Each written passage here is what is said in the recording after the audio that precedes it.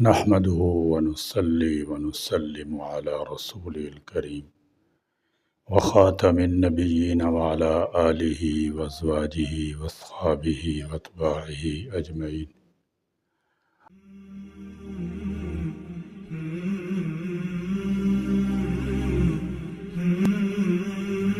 اللهم لك الحمد كما أنت أهله فصل على محمد كما أنت أهله وافعل بنا ما أنت أهله فإنك أهل التقوى وأهل المغفرة.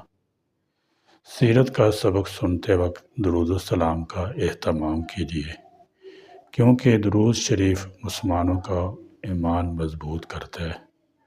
درود و سلام ہر مراد پوری کرتا ہے۔ درود شریف اللہ کی بے شمار نعمتوں کا سبب ہے۔ درود و سلام آخرت کے انعامات کا خزانہ ہے۔ درود شریف موت کو آسان کرتا ہے۔ درود و سلام حقائق کی گہرائی ہے۔ آج انشاءاللہ تعالی سیرت مصطفیٰ صلی اللہ تعالی علیہ وسلم کا سبق نمبر 108 پڑھیں گے، جس میں فرضیت حج، فضائل و مسائل پر گفتگو کریں گے۔ حج عمرہ ایک ایسی عبادت ہے جو روئے زمین پر سوائے مکہ مکرمہ خانہ کعبہ کے کہیں اور ادا نہیں ہو سکتی۔ یہ عبادت جس کے ادا کرنے کا ایک مخصوص طریقہ ہے، مخصوص جگہ پر مخصوص لباس میں ادا کی جاتی ہے۔ بیت اللہ کی زیارت اور فریضہ حج کی ادائیگی ہر صاحب ایمان کی تمنا اور آرزو ہے۔ ہر صاحب استطاعت مسلمان پر زندگی میں ایک دفعہ فریضہ حج کی ادائیگی فرض ہے، اور اس کے انکاری کا ایمان کامل نہیں ہے۔ حج کب فرض ہوا؟ جمہور علماء اہل سنت راجح قول کے مطابق حج ہجرت کے بعد 9 ہجری کے اواخر میں فرض ہوا۔ اس وقت حج کا زمانہ نہ ہونے کی وجہ سے حضور اکرم صلی اللہ تعالی علیہ وسلم نے اگلے سال 10 ہجری کو حج ادا فرمایا۔ اس کو حجۃ الوداع بھی کہتے ہیں، کیونکہ اس کے بعد آپ صلی اللہ تعالی علیہ وسلم دنیا کو داغ مفارقت دے گئے۔ حج اسلام کے 5 ارکان میں سے ایک ہے، جن پر اسلام کی بنیاد ہے۔ حج کی فرضیت قرآن کریم، حدیث شریف اور اجماع امت سے ایسے ہی ثابت ہے جیسے کہ نماز، روزہ، زکوٰۃ کی فرضیت ثابت ہے۔ اس لیے جو شخص حج کی فرضیت کا انکار کرے وہ کافر ہے۔ اللہ تعالیٰ کا ارشاد ہے، وَلِلَّهِ عَلَى النَّاسِ حِجُّ الْبَيْتِ مَنِ اسْتَطَاعَ إِلَيْهِ سَبِيلًا وَمَنْ كَفَرَ فَإِنَّ اللَّهَ غَنِيٌّ عَنِ الْعَالَمِينَ۔ اور اللہ کے واسطے لوگوں کے ذمہ اس مکان کا حج کرنا ہے، یعنی اس شخص کے جو کہ طاقت رکھے وہاں تک کی سبیل کی، اور جو شخص منکر ہو تو اللہ تعالیٰ تمام جانوں والوں سے غنی ہے۔ یہ آیت کریمہ حج کی فرضیت کے حوالے سے نص قطعی ہے۔ متعدد احادیث میں حج فرض ہونے کا تذکرہ ہے۔ رسول اللہ صلی اللہ تعالی علیہ وسلم نے ان 5 ارکان کو ایک حدیث شریف میں بیان فرمایا، بنی الاسلام علی 5 شہادت اللہ الہ الا اللہ وان محمد رسول اللہ واقام الصلاۃ وایتاء الزکوٰۃ والحج وصوم رمضان۔ اسلام کی بنیاد 5 چیزوں پر ہے۔ اس بات کی گواہی دینا کہ اللہ تعالیٰ کے سوا کوئی معبود نہیں، اور حضرت محمد صلی اللہ تعالی علیہ وسلم اللہ کے رسول ہیں، نماز قائم کرنا، زکوٰۃ دینا، حج کرنا اور رمضان کے روزے رکھنا۔ مسلم شریف میں حضرت ابو سعید خدری رضی اللہ تعالی روایت ہے کہ رسول اللہ صلی اللہ تعالی علیہ وسلم نے ہمارے سامنے واضح فرمایا اور ارشاد فرمایا کہ اللہ تعالیٰ نے تم پر حج فرض کیا ہے، پس تم حج کرو۔ صحیحین کی ایک روایت میں ہے، حضرت ابن عباس رضی اللہ تعالی عنہ مروی ہے کہ قبیلہ خثم کی ایک عورت نے کہا، یا رسول اللہ کا فریضہ حج جو بندوں پر ہے وہ میرے والد پر بڑھاپے کی حالت میں فرض ہو گیا ہے، وہ سواری نہیں کر سکتے، تو کیا میں ان کی طرف سے حج کر سکتی ہوں؟ آپ صلی اللہ تعالی علیہ وسلم فرمایا، ہاں، اس حدیث سے معلوم ہوا کہ اگر حج فرض ہو جائے اور کوئی عذر لاحق ہو تو کسی اور شخص کے ذریعے حج کروایا جائے۔ شرائط حج کی ادائیگی اور فرضیت کے لیے کچھ شرائط کا پایا جانا ضروری ہے۔ بعض علماء نے ان کو 4 قسموں میں تقسیم کیا ہے: شرائط وجوب ادا، شرائط صحت ادا، شرائط وقوع فرض۔ نمبر 1، شرائط وجوب، یہ 7 شرطیں ہیں جن کے پائے جانے سے حج فرض ہو جاتا ہے۔ اگر ان میں سے کوئی شرط مفقود ہو تو فرضیت ساقط ہو جاتی ہے۔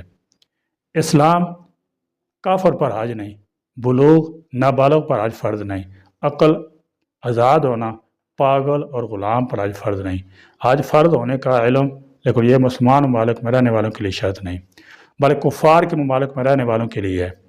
استطاعت و قدرت، یعنی حج کے اخراجات و مصارف، لیکن یاد رہے کہ یہ سرمایہ اہل و عیال کے حج سے واپسی تک کا خرچ، مرد، سواری، اپنے پیشے کے آلات، مرمت، مکان وغیرہ، ضروریات فاضل زائد ہو۔ لہذا اگر مکان، زمین، مال، تجارت اور آلات پیشے وغیرہ ضرورت سے زائد ہیں تو ان کا فروخت کر کے حج کا ادا کرنا ضروری ہے۔ یعنی حج کے ایام ہونا، شوال، ذوالقعدہ اور 10 روز ذی الحجہ کے۔ ہمارے ملک میں وقت کا اعتبار اس وقت سے ہوگا جیسے کہ عام طور سے حج کی درخواستیں وصول ہونا شروع ہو جائیں۔ نمبر 2، شرائط وجوب ادا، یہ 5 شرطیں ہیں۔ حج کا وجوب اگرچہ ان پر موقوف نہیں ہوتا لیکن ادا کرنا ان کے پائے جانے پر واجب ہوتا ہے۔ لہذا شرائط وجوب اور شرائط وجوب ادا دونوں بیک وقت پائی جائیں تو پھر خود حج کرنا فرض ہوتا ہے، اور اگر شرائط وجوب ادا میں سے کوئی شرط مفقود ہو تو خود حج کرنا واجب نہیں ہوتا۔ البتہ حج بدل کی وصیت کرنا واجب ہوتا ہے۔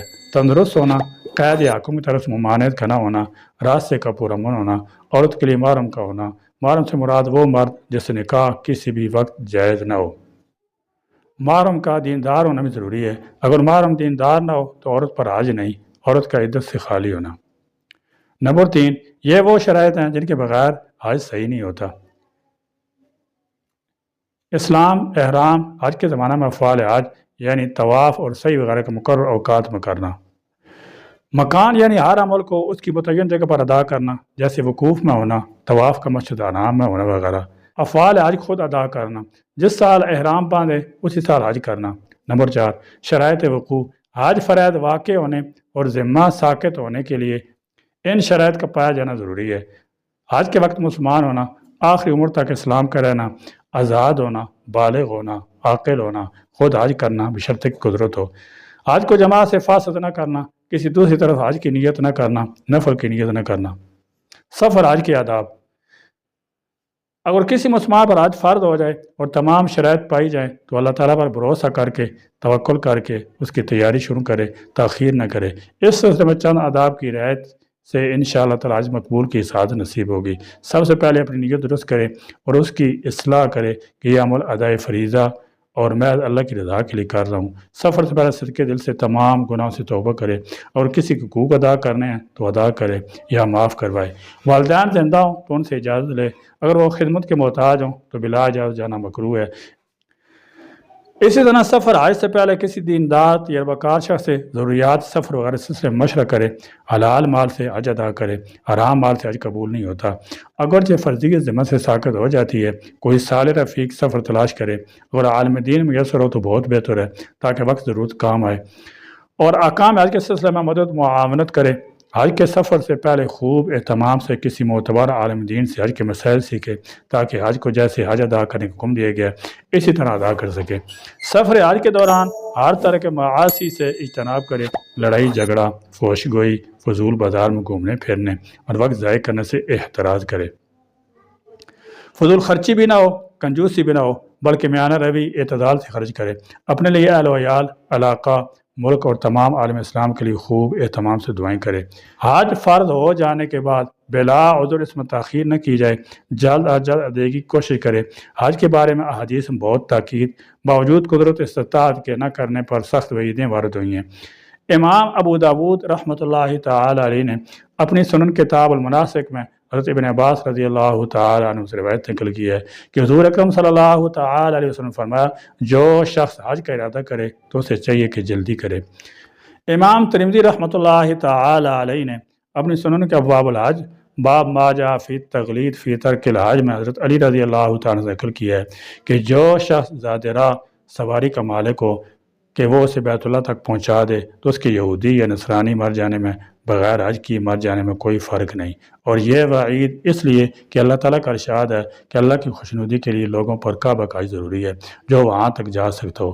اس حدیث کی شرح میں مولا علی قاری رحمۃ اللہ تعالی علیہ مشکات شرح مرکات فرماتے ہیں کہ استطاعت کے باوجود فرضیت کا منکر ہونے کی وجہ سے حج نہیں کیا تو یہود نصارہ کے ساتھ کفر میں مشابہت ہوگی، اور کالی سستی کی وجہ سے بغیر عذر کے حج نہیں کیا تو مشابہت گناہ منع ہوگی۔ بیان کردہ حدیث کا مضمون ایک اور حدیث میں بھی وارد ہوا ہے۔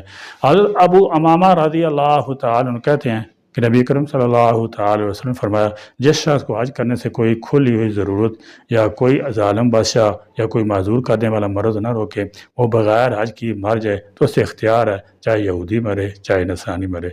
یہود نصارہ کے ساتھ تشبیہ کی وجہ بیان کرتے ہوئے حضرت شاہ ولی اللہ محدث دہلوی رحمۃ اللہ تعالی علیہ حجت البالغہ میں فرماتے ہیں کہ تارک حج کو یہودی نصرانی کے ساتھ مشابہ قرار دینے میں نقطہ یہ ہے کہ یہود و نصارہ نماز تو پڑھتے تھے لیکن حج نہیں کرتے تھے۔ فضائل حج، انسان فائدے کا حریص ہے، فائدہ دے کر مشکل سے مشکل کام بھی آسان ہو جاتا ہے۔ حج کی خوبیاں فضائل تو بہت زیادہ ہیں، یہاں بعض کو بطور تذکرہ کیا جاتا ہے تاکہ حج کا داعیہ اور شوق پیدا ہو۔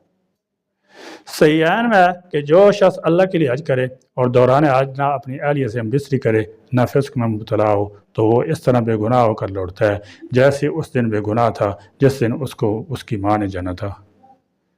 شرح حدیث نے رفث اگرچہ جمع مراد لیا ہے لیکن میں نے عام مراد لینے سے دیگر معنی جیسے تعریض بالجمع، فوشگوئی وغیرہ بھی اس میں شامل ہو جائیں گے۔ امام قرطبی رحمۃ اللہ تعالی علیہ کا اعلان بھی اسی طرف ہے۔ حضرت عبداللہ بن مسعود رضی اللہ تعالی روایت ہے کہ رسول اللہ صلی اللہ تعالی علیہ وسلم فرمایا، حج اور عمرہ ساتھ ساتھ کرو، دونوں فقر و محتاجی گناہوں کو اس طرح دور کر دیتی ہیں جس طرح لوہار اور سونار کی بھٹی لوہے اور سونے چاندی کا میل کو جل دور کر دیتی ہے، اور حج مبرور کا صلہ اور ثواب تو بس جنت ہی ہے۔ طبرانی شریف کی ایک روایت میں ہے کہ حج اور عمرہ کے لیے جانے والے خدا کے خصوصی مہمان ہیں، وہ خدا سے دعا کریں تو خدا دعا قبول فرماتا ہے، مغفرت طلب کریں تو بخش دیتا ہے۔ حضرت عبداللہ بن جراد رضی اللہ تعالیٰ عنہ کی روایت میں ہے کہ رسول اللہ صلی اللہ تعالی علیہ وسلم ارشاد فرمایا، فریضہ حج ادا کرو، اس لیے کہ حج گناہوں کو ایسے دھو دیتا ہے جیسے پانی میل کو دھو دیتا ہے۔ حضرت ابو ہریرہ رضی اللہ تعالیٰ عنہ کہتے ہیں کہ رسول اللہ صلی اللہ تعالی وسلم فرمایا، حج کرنے والے کی مغفرت کی جاتی ہے اور جس کے لیے حاجی مغفرت کی دعا کرے اس کی بھی مغفرت کی جاتی ہے۔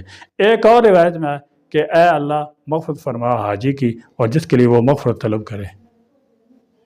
انسانی طبیعت یہ تقاضا کرتی ہے کہ انسان اپنے وطن، اہل و عیال، دوست، رشتہ دار، مال و دولت سے انسیت محبت رکھے اور ان کے قریب رہے۔ جب آدمی حج کے لیے جاتا ہے تو اسے اپنے وطن، بیوی بچے، رشتہ دار اور قارب کو چھوڑ کر مال و دولت خرچ کر کے جانا پڑتا ہے۔ یہ سب اس لیے کرنا پڑتا ہے کہ حج کی ادائیگی شریعت کا حکم ہے۔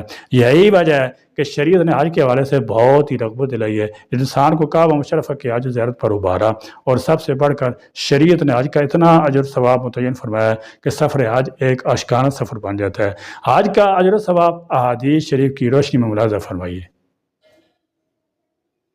حج انتہائی نیک عمل ہے، اور ابو ہریرہ رضی اللہ تعالی عنہ بیان کرتے ہیں، نبی کریم صلی اللہ تعالی سے دریافت کیا گیا کہ کون سے اعمال اچھے ہیں؟ آپ صلی اللہ تعالی علیہ وسلم ارشاد فرمایا، اللہ اور اس کے رسول پر ایمان لانا۔ پوچھا گیا پھر کون؟ فرمایا اللہ کے راستے میں جہاد کرنا۔ پوچھا گیا پھر کون؟ ارشاد فرمایا حج مبرور۔ حج مبرور کیا ہے؟ وہ حج جس کے دوران کوئی گناہ کا ارتکاب نہیں ہوا ہو، وہ حج جو اللہ کے یہاں مقبول ہو، وہ حج جس میں کوئی ریا شہرت مفقود نہ ہو، جس میں کوئی فسق فجور نہ ہو، وہ حج جس سے لوٹنے کے بعد گناہ کی تکرار نہ ہو، نیکی کا رجحان بڑھ جائے، وہ حج جس کے بعد آدمی دنیا سے بے رغبت ہو جائے اور آخرت کے سلسلہ میں دلچسپی دکھائے۔ حج مبرور کی فضیلت، حضرت ابو ہریرہ رضی اللہ تعالیٰ بیان کرتے ہیں کہ رسول اللہ صلی اللہ تعالی علیہ وسلم ارشاد فرمایا، ایک عمرہ دوسرے عمرہ تک ان گناہوں کا کفارہ ہے جو ان دونوں کے درمیان ہوئے ہیں، اور حج مبرور کا بدلہ صرف جنت ہے۔ حضرت ابو ہریرہ رضی اللہ تعالیٰ کہتے ہیں کہ رسول اللہ صلی اللہ تعالیٰ سے پوچھا گیا کہ کون سا عمل سب سے بہتر ہے؟ تو آپ نے فرمایا اللہ اس کے رسول پر ایمان لانا۔ پوچھا گیا پھر کون سا عمل؟ فرمایا خدا کی راہ میں جہاد کرنا۔ پوچھا گیا پھر کون سا؟ تو فرمایا حج مبرور یعنی حج مقبول۔ صحیحین میں حضرت ابو ہریرہ رضی اللہ تعالیٰ عنہ سے مروی ہے کہ رسول اللہ صلی اللہ تعالیٰ وسلم نے فرمایا، عمرہ ان گناہوں کا کفارہ ہے جو دوسرے عمرے تک ہوں، اور حج مبرور کا بدلہ سوائے جنت کی کچھ نہیں۔ حضرت علامہ محمد یوسف بنوری رحمۃ اللہ تعالی علیہ معارف السنن میں ان اقوال کو نقل کرنے کے بعد فرماتے ہیں کہ حج مبرور کی تفسیر میرے نزدیک وہی ہے جو اللہ کے ارشاد فلا رفث ولا فسوق ولا جدال فی الحج میں مذکور ہے۔ پس جس کا حج اللہ کے ارشاد کے موافق ہو تو وہ مبرور ہے۔ اس کی تائید اس حدیث سے ہوتی ہے جس میں ہے کہ جو شخص اللہ کی خوشنودی کے لیے حج کرے اور دوران حج اپنی اہلیہ سے نہ ہم بستری کرے نہ فسق میں مبتلا ہو تو وہ اس طرح بے گناہ واپس لوٹتا ہے جیسے اس دن بے گناہ تھا جس دن اس کی ماں نے اسے جنا تھا۔ جن حضرات کے پاس گنجائش ہو تو وہ حج کے ساتھ مدینہ منورہ روضہ شریف کی زیارت کے شرف حاصل ضرور کریں، اس کی بھی بڑی فضیلت ہے۔ رسول اللہ صلی اللہ تعالی وسلم نے فرمایا جس شخص نے میری قبر کی زیارت کی اس کے لیے میری شفاعت ضروری ہو گئی، بلکہ بعض روایات سے اس کی تاکید معلوم ہوتی ہے۔ ایک روایت میں کہ جو شخص مالی وسعت رکھے میری زیارت کو نہ آئے تو اس نے میرے ساتھ بڑی بے مروتی کی۔ حج پچھلے سارے گناہوں کو مٹا دیتا ہے۔ ابن شماسہ فرماتے ہیں کہ ہم حضرت عمر بن عاص رضی اللہ عنہ کی خدمت میں حاضر ہوئے جبکہ وہ قریب المرگ تھے۔ وہ کافی دیر تک روئے، پھر انہوں نے اپنا چہرہ دیوار کی طرف کر لیا۔ اس پر ان کے صاحبزادے نے چند سوالات کیے، پھر انہوں نے اپنے اسلام قبول کرنے کی کہانی سناتے ہوئے فرمایا جب اللہ نے میرے قلب کو نور ایمان سے منور کرنا چاہا تو میں رسول اللہ صلی اللہ تعالی علیہ وسلم کی خدمت میں حاضر ہوا اور عرض کیا آپ صلی اللہ تعالی علیہ وسلم اپنا دانہ دست مبارک پھیلائیں تاکہ میں بیعت کروں۔ آپ صلی اللہ تعالی علیہ وسلم نے پھیلایا، پھر میں نے اپنا ہاتھ کھینچ لیا۔ آپ صلی اللہ تعالی علیہ وسلم فرمایا اے عمر تجھے کیا ہوا؟ میں نے کہا میری ایک شرط ہے۔ آپ صلی اللہ تعالی علیہ وسلم فرمایا تمہاری کیا شرط ہے؟ میں نے کہا میری مغفرت کر دی جائے۔ آپ صلی اللہ تعالی علیہ وسلم فرمایا اما علمت ان الاسلام یہدم ما کان قبلہ وان الہجرۃ تہدم ما کان قبلہ وان الحج یہدم ما کان قبلہ۔ کیا تمہیں نہیں معلوم کہ اسلام قبول کرنا پہلے کے تمام گناہوں کو مٹا دیتا ہے، ہجرت گزشتہ گناہوں کو مٹا دیتی ہے اور حج پہلے کے کیے ہوئے گناہوں کو مٹا دیتا ہے۔ ایک حدیث میں حضرت ابو ہریرہ رضی اللہ تعالی عنہ فرماتے ہیں کہ رسول اللہ صلی اللہ تعالی علیہ وسلم نے ارشاد فرمایا من حج للہ فلم یرفث ولم یفسق رجع کیوم ولدتہ امہ۔ جس شخص نے اللہ کے لیے حج کیا اور اس نے اس دوران فحش کلامی یا جمع اور گناہ نہیں کیا تو وہ حج کے بعد گناہوں سے پاک ہو کر اپنے گھر اس طرح لوٹا جیسے کہ اس کی ماں نے اسے آج ہی جنا ہو۔ رفث کا معنی جمع ہم بستری اور جو کچھ بھی شوہر بیوی کے درمیان حالت جمع میں ہوتا ہے جیسے بوس و کنار وغیرہ کے ہیں۔ مثلا حالت احرام میں جمع کرنا فقہائے کرام کے نزدیک بالاتفاق حرام ہے۔ اللہ تعالیٰ کا ارشاد ہے فمن فرض فیہن الحج فلا رفث ولا فسوق ولا جدال فی الحج۔ تو جو شخص ان میں حج کرے تو پھر نہ کوئی فحش بات ہے نہ کوئی بے حکمی ہے اور نہ کسی قسم کا نزاع زیبہ ہے۔ مثلا اور کسی نے حالت احرام میں عمد یعنی جان بوجھ کر جمع کیا ہو تو اس کا حج فاسد ہو جائے گا اور قضاء کفارہ لازم ہوگا۔ اگر کسی نے حالت نسیان بھول میں جمع کیا ہو تو حنفیہ مالکیہ حنابلہ کے نزدیک اس صورت میں بھی حج فاسد ہو جائے گا اور قضاء کفارہ لازم ہوگا، لیکن شافعی کے نزدیک حج فاسد نہیں ہوگا بلکہ صرف کفارہ ادا کرنا ہوگا۔ فسق سے مراد معاصی گناہ ہے کہ یومی ولدتہ امہ کی شرح کرتے ہوئے علامہ ابن حجر عسقلانی رحمۃ اللہ فرماتے ہیں کسی گناہ کے بغیر اس کا ظاہری مطلب صغائر کبائر چھوٹے اور بڑے گناہ سارے گناہ کو معاف کیے جانا ہے۔ بوڑھی کمزور اور عورت کا جہاد۔ حضرت ابو ہریرہ رضی اللہ تعالی عنہ روایت ہے کہ نبی کریم صلی اللہ تعالی علیہ وسلم نے فرمایا جہاد الکبیر والضعیف والمرأة الحج والعمرۃ۔ بڑی عمر والے کمزور شخص اور عورت کا جہاد حج اور عمرہ ہے۔ ام المومنین سیدہ عائشہ رضی اللہ تعالی عنہ فرماتی ہیں میں نے کہا اے اللہ کے رسول صلی اللہ تعالی وسلم کیا ہم آپ صلی اللہ تعالی علیہ وسلم کے ساتھ جہاد اور غزوہ میں شریک نہ ہوں؟ تو آپ صلی اللہ تعالی علیہ وسلم فرمایا لیکن سب سے بہتر اور اچھا جہاد حج مبرور ہے۔ اور عائشہ رضی اللہ تعالیٰ فرماتی ہیں کہ جب سے میں نے رسول اللہ صلی اللہ تعالیٰ عنہ یہ سنا تو اس کے بعد سے میں حج نہیں چھوڑتی ہوں۔ فقراء اور گناہ کو مٹانے والے اعمال۔ حضرت ابن عباس رضی اللہ تعالیٰ عنہ سے روایت ہے کہ نبی کریم صلی اللہ تعالیٰ علیہ وسلم نے ارشاد فرمایا حج اور عمرہ پر دوام کیونکہ یہ دونوں فقر اور گناہ کو ختم کرتے ہیں۔ جیسے کہ دونکنی لوہا سے زنگ کو دور کر دیتی ہے۔ ایک دوسری حدیث میں جس میں رسول اللہ صلی اللہ تعالی علیہ وسلم نے ارشاد فرمایا، حج اور عمرہ ایک ساتھ کیے کرو کیونکہ یہ دونوں فقراء اور گناہ کو مٹاتے ہیں، جیسے کہ بھٹی لوہا سونا چاندی سے زنگ ختم کر دیتی ہے، اور حج مبرور کا ثواب جنت ہی ہے۔ حج پر خرچ کرنے کی فضیلت حضرت ابو ظہیر رضی اللہ تعالی عنہ نبی کریم صلی اللہ تعالی علیہ وسلم سے روایت کرتے ہیں کہ آپ صلی اللہ تعالی علیہ وسلم نے ارشاد فرمایا، حج میں خرچ کرنا اللہ کے راستے میں خرچ کرنے کی طرح ہے، جس کا ثواب 700 گنا تک ہے۔ حاجیوں کی دعائیں ابن عمر رضی اللہ تعالی عنہ فرماتے ہیں، حج اور عمرہ کرنے والے اللہ تعالیٰ کے مہمان ہیں، اللہ تعالیٰ ان کی مانگ ان کو عطا فرماتے ہیں، ان کی دعاؤں کو قبول کرتے ہیں، ان کی سفارش قبول کرتے ہیں، ان کے لیے ہزار ہزار گنا تک ثواب بڑھا دیا جاتا ہے۔ حضرت ابن عمر رضی اللہ تعالی عنہ نبی کریم صلی اللہ تعالی وسلم سے روایت کرتے ہیں، اللہ کے راستے کا مجاہد حج و عمرہ کرنے والے اللہ کے مہمان ہیں، اللہ نے انہیں بلایا لہٰذا انہوں نے اس پر لبیک کہا اور انہوں نے اللہ تعالیٰ سے مانگا ہے تو اللہ نے ان کو نواز دیا ہے۔ حج کرنے میں جلدی کیجیے۔ ابن عباس رضی اللہ تعالی عنہ روایت کرتے ہیں کہ رسول اللہ صلی اللہ تعالی علیہ وسلم نے ارشاد فرمایا، حج یعنی فرض حج میں جلدی کرو کیونکہ تم میں کوئی یہ نہیں جانتا کہ اسے کیا عذر پیش آنے والا ہے۔